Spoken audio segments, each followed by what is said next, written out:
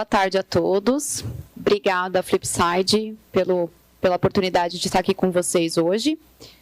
Como foi falado, né, eu vou conversar um pouquinho com vocês a respeito da proteção de dados dentro da seara e dos fornecedores. Falando um pouquinho aí sobre mim, eu sou especialista em governança de segurança da informação, tenho mais de 20 anos de experiência na área de TI, já dedurando um pouquinho da idade. Eu sou professora universitária e também pesquisadora na área de administração, tecnologia, segurança e privacidade de dados. E atualmente eu sou DPO também na ZUP, além da parte de governança, também estou fazendo o papel de DPO. Eu sou mestre e doutora em comunicação social. O pessoal até acha, nossa, você trabalha com TI há mais de 20 anos e é doutora em comunicação, né?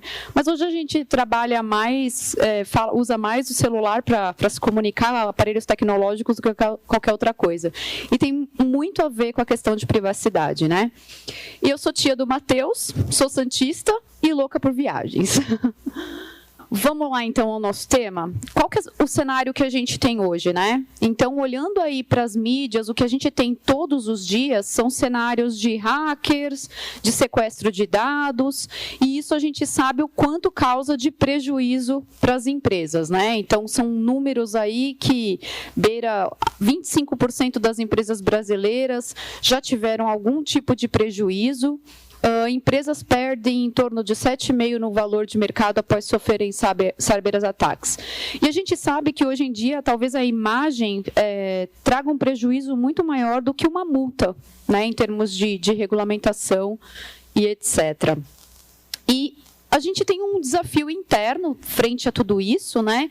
Então, a gente monta um time de segurança bem parrudo, a gente compra as ferramentas mais top de mercados, deixa o nosso ambiente interno todo fechadinho, todo bonitinho, mas mesmo assim a gente ainda tem um colaborador que clica lá no desconto da Black Friday, que vem agora, né?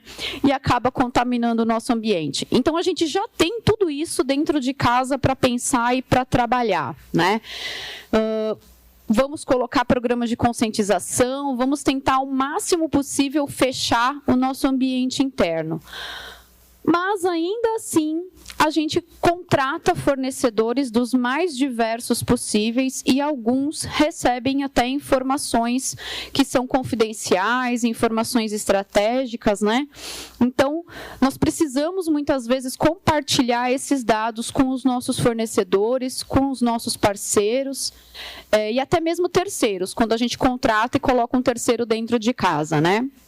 E um estudo realizado pela Confederação Nacional da Indústria apontou que 80% das empresas brasileiras utilizam algum tipo de terceirização. Então, ninguém está fora, né? Todo mundo está usando o serviço de terceiro. E lá na ZUP, a gente acabou ampliando o escopo do que é uma informação confidencial, né? Então, a informação confidencial, ela é aquela informação estratégica, de negócio, é uma informação que contém dados pessoais e é uma informação até, ou outro tipo de informação que não é dado pessoal, mas que também é protegido por lei, né? Como os dados financeiros. Então, a gente está aí compartilhando, mas a gente tem legislação já específica, né? Outras palestras o pessoal fala do Marco Civil, da Carolina Dickmann, né? Da outra lei, e a gente tem agora algo mais focado em dados pessoais, que é a LGPD. A gente pode compartilhar com o nosso fornecedor? A gente pode compartilhar, mas a gente precisa respeitar alguns princípios e bases legais que existem na lei.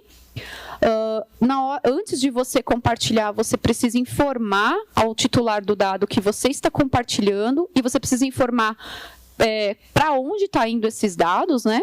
E garantir a proteção desse dado compartilhado. Então, essa última frase é praticamente o core aqui da palestra, né? A gente precisa garantir a segurança da informação dos dados que a gente compartilha. E aí, entrando um pouquinho mais específico no item da lei, né, o artigo 5, ele fala, no seu item 6, ele esclarece o que é o controlador. Então, é uma pessoa natural ou jurídica de direito público ou privado a quem compete as decisões referentes ao tratamento de dados pessoais. Então, isso aqui é a sua empresa. Se a sua empresa coleta dados pessoais, ela é controladora, tá? O OP operador é uma pessoa natural ou jurídica de direito público ou privado que realiza o tratamento de dados pessoais em nome do controlador. Aqui é o teu fornecedor. Então, ela já estabelece o que é um e o que é outro. E já no artigo 39, ela fala que o operador deverá realizar o tratamento segundo as instruções fornecidas pelo controlador, que vai verificar a observância das próprias instruções e da norma sobre a matéria. Acabou, né? Aqui ele já está dizendo que você, como controlador, é quem vai ditar as regras para o teu operador com relação à segurança da informação. E a responsabilidade é sua em verificar se essas informações estão sendo tratadas com segurança. Então, se acontecer um vazamento lá no teu fornecedor, o responsável é você. Quem vai responder juridicamente é você para a NPD, tá? E aí, pensando em tudo isso, como a gente faz para controlar o que está lá no ambiente do outro? A gente já viu em alguns slides anteriores que é difícil controlar dentro de casa. Imagina controlar num ambiente completamente desconhecido. Dá para a gente sair do zero, tá? Então, dá um passinho aí para frente e sair do zero com uma gestão de fornecedores, que é o que a gente chama na ZUP. Eu já trabalhei em outras casas também, e a gente também tratava o tema com essa abordagem. A gente faz uma gestão de fornecedores. E o que é fazer essa gestão de fornecedores? É aplicar uma avaliação antes da contratação, para ver se esse fornecedor tem condições mínimas ou se esse fornecedor tem controles mínimos de segurança para proteger ou para receber a tua informação e até mesmo tratar a tua informação com segurança. E a gente mantém essa avaliação periódica, no mínimo anual. Então, para contratos com mais de um ano, você a cada ano vai lá e revisita se o cara está ok, né, ainda ou não. Para contratos que são anual, na hora de você renovar a contratação, você pode fazer de novo a mesma avaliação, né? E como que a gente estabelece esses critérios para fazer essa avaliação? Primeiro, gente, não dá para avaliar todo mundo, né? Então, tem empresas aí com um número bem grande de fornecedores. Então, o primeiro ponto ali em amarelo é selecione os críticos. Então, junta uma equipe multidisciplinar, então não é a Alessandra que vai definir, não é especialista ou a DPO que vai dizer quem é fornecedor crítico. Vocês precisam juntar uma equipe multidisciplinar, então envolver jurídico, time de negócios, marketing, pessoal até da TI, envolver um time multidisciplinar mesmo e determinar quem são fornecedores críticos. Se vocês pedirem minha sugestão, eu vou para essa linha de raciocínio. Fornecedores que tratam informações confidenciais. Então, o que é uma informação confidencial? Recapitulando, um dado estratégico, um dado pessoal, um dado financeiro, um dado protegido por lei. A gente está hoje muito focado em dado pessoal, por conta da LGPD, mas a gente esquece que tem outras leis em vigor há muito tempo atrás que protegem outros tipos de dado, como a própria movimentação financeira. Então, determinem aí quem são os fornecedores críticos de vocês. E aí, ali no laranjinha, desenvolvam uma política de compras. A gente não consegue sair avaliando o fornecedor sem a gente estabelecer o que a gente vai fazer, né? Então, de novo, com essa mesma equipe multidisciplinar, vocês estabeleçam uma política. Então, dentro dessa política vão constar as regras, né? Quem serão, né, os fornecedores que a gente vai aplicar essa avaliação, qual é a periodicidade, quais os questionários ou quais os times, né, aqui dentro da empresa que vão precisar montar questionários para aplicar, quem serão os responsáveis por revisar essa política, o resultado dessas avaliações, para quem deve receber, né, os resultados das avaliações, e principalmente manter a confidencialidade de toda essa documentação gerada, né, com exceção da política, é claro, né, a política tem que ser um documento interno. Envolva os times. Então, como eu falei para vocês, expliquem a importância de tudo isso para a empresa, né, para os times envolvidos nessa avaliação. Não adianta nada a gente falar, nós vamos fazer uma avaliação em segurança da informação na empresa X. Mas por que precisa disso? Então, envolva os times explicando a importância de se ter uma avaliação prévia, né, antes da contratação. Gente, depois que assinou lá o contrato, dependendo das cláusulas que vocês colocarem no contrato, fica difícil a gente negociar alguma coisa em termos de proteção, tá? Então, sempre envolvam o jurídico de vocês para apoiar, né? Eu sou da área de segurança, então eu tenho uma parceria muito forte com o time jurídico nesse ponto. Defina métodos e periodicidade. Quando a gente fala em definir métodos e periodicidade, vamos falar primeiro de periodicidade. De quanto em quanto tempo você vai aplicar essa avaliação? Então, as boas práticas falam em minimamente a cada 1 ano, né? Ou quando for renovar o contrato, ou antes de contratar. Então, por experiência, eu falo, façam antes de contratar, que fica muito mais fácil negociar uma melhoria, se precisar. E depois, conforme o contrato for renovando, ou se forem contratos extensos, coloquem a cada 1 ano, tá? Definir métodos. Então, como eu falei para vocês, a gente vai ter que envolver uma equipe multidisciplinar, porque não tem só segurança e proteção de dados que precisa ver como que a empresa está. Mas hoje a gente sabe que tem a questão de conta laranja e etc., lavagem de dinheiro. Então, envolvam o time de prevenção a fraudes para também fazer a avaliação deles. Coloquem o time de continuidade e risco. Vai que você está contratando um negócio que, de repente, a empresa para teu serviço, então coloquem o time de continuidade. O jurídico já faz parte aí da brincadeira, né? Marketing, às vezes, participa com a gente, então tudo depende aí do escopo. E ainda falando de metodologia, aí eu vou falar um pouquinho da área de segurança e privacidade, a gente utiliza as boas práticas para montar um questionário, né? Então, lá na ZUP e na outra empresa que eu trabalhei, a gente usa a ISO 27000. Pega a ISO ali, é claro, né? Depende da maturidade da empresa que você está hoje, não tem como aplicar um questionário inteiro daquele, né? Então, comecem devagar, vão evoluindo a maturidade do programa de gestão de fornecedores de vocês ao longo do tempo. Então, comecem com um questionário menorzinho de segurança e proteção, né? De 15 a 20 perguntas, colocando o indispensável e vão melhorando essa gestão de fornecedores ao longo do tempo.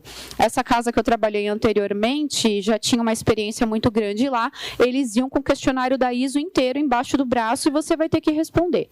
Tá? Então, o meu conselho é comecem devagar e vão evoluindo o processo ao longo do tempo. E, por fim, e não mais importante, elejam um gestor para fazer essa gestão. Por quê? Não é fácil controlar tudo isso aqui. Hoje existem ferramentas de mercado para você fazer avaliação de fornecedores, mas nem sempre a empresa está com um orçamento, né, apropriado para comprar uma ferramenta. Então, elejam uma pessoa específica para fazer a gestão disso. Ela vai alertar quando vai ter uma renovação de contrato, ela vai alertar quando tiver uma contratação. Né? Em empresas menores, quem cuida dessa parte é o time de facilities, compras, enfim, cada empresa aí tem uma nomenclatura, né?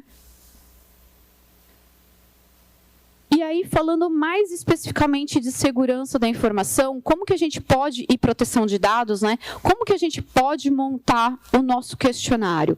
Primeiro de tudo, a linha amarelinho, desenvolvendo esse questionário a partir de boas práticas. Então, vocês podem usar a 27000, a outra ISO de privacidade, a 27701. Se na empresa de vocês o DPO não estiver apartado, né, que não é o caso da ZUP, no caso da ZUP, a auditora de fornecedores também é DPO, mas se você estiver separado, chamem o DPO para incluir 2 ou 3 questões ali específicas de privacidade, como propriamente a política de privacidade, entre outros casos mais específicos do DPO, e elaborem esse questionário em conjunto, tá? Então, normalmente o questionário de segurança acaba saindo junto com o de proteção de dados. Vocês podem dividir, né, por tópicos e deixar mais específico o que é de proteção de dados e o que é de segurança.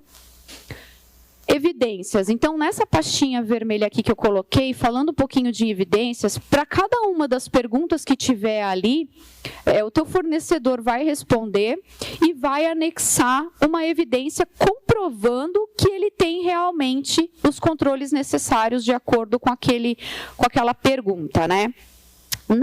Tem alguns fornecedores que falam para mim, Ale, não posso enviar, porque isso que você está me perguntando é muito confidencial aqui, muito particular aqui da empresa. Mas eu posso te apresentar numa reunião.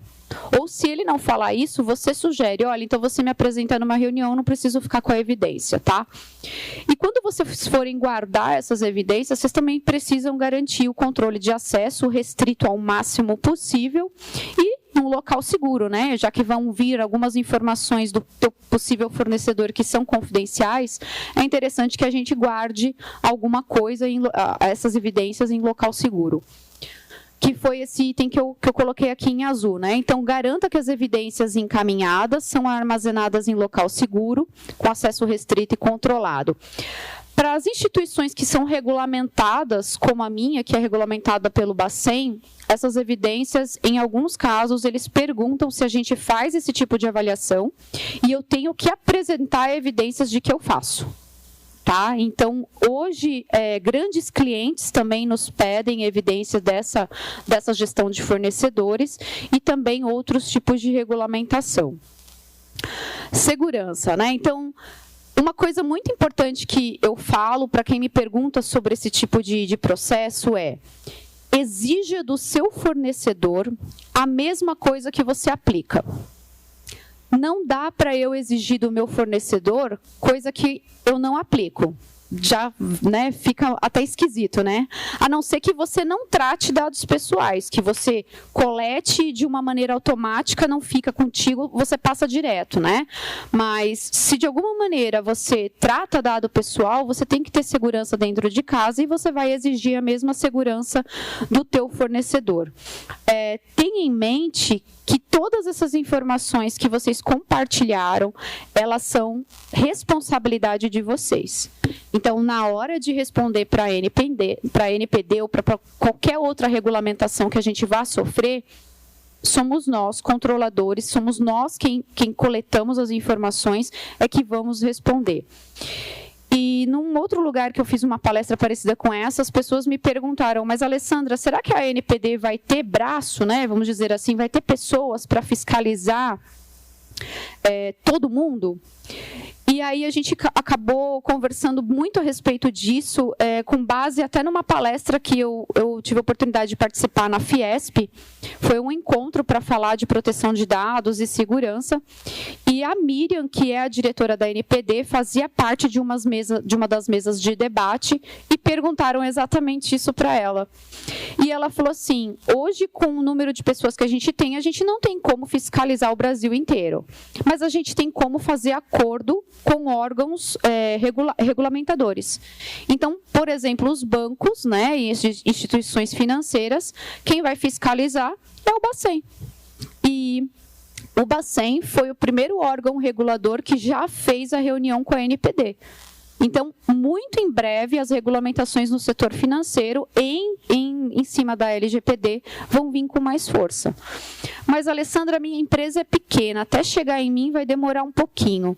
A primeira empresa a ser multada foi uma empresa de pequeno porte. A multa já foi. A multa foi até, né, o pessoal discute muito a respeito sobre isso, a multa foi pequena em termos de valor.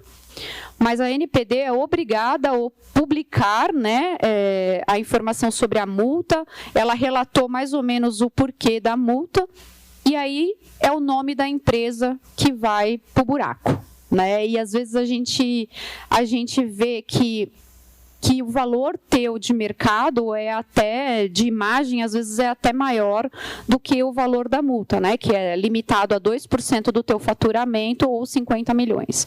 Então, eu sempre bato muito nessa tecla, né? Até dentro da ZUP e tal, onde eu vou, eu bato muito dentro da tecla. Às vezes, o valor financeiro, ele é pequeno, para o risco de imagem que a gente tem. Então, precisamos olhar para dentro de casa, sim, mas precisamos olhar para quem a gente está transferindo as nossas informações, mesmo porque a responsabilidade é nossa. Mas, Alessandra, eu vou colocar lá no meu contrato com esse fornecedor que ele é corresponsável sobre o tratamento de dados. Ok, super válido, pode colocar essa cláusula no teu contrato, mas de qualquer maneira a ANPD vai bater na tua porta e ela vai perguntar o que você fez, porque uma lei nova, aí quem é advogado sabe melhor do que eu, uma lei nova é muito usada com base em jurisprudência, não temos tantos casos assim, para poder se validar. Então ele vai olhar assim para você e vai perguntar o que você fez para ter certeza que dentro do teu fornecedor tinham controles de segurança. Qual vai ser a sua resposta? Vou deixar um pouquinho isso aí para vocês, tá? Pensarem. Então, olhem para dentro de casa e vejam se existe uma gestão de fornecedores eficiente, algo, pelo menos para a gente apresentar caso aconteça alguma coisa de ruim, Então, conhecer o ambiente dos nossos fornecedores em termos de segurança é imprescindível para garantir a proteção de dados fora do nosso ambiente. Não dá para garantir 100%, mas dá para a gente ter uma boa ideia do que tem por aí. Queria agradecer, deixar os meus contatos aqui, quem quiser adicionar no LinkedIn, estou à vontade, à disposição.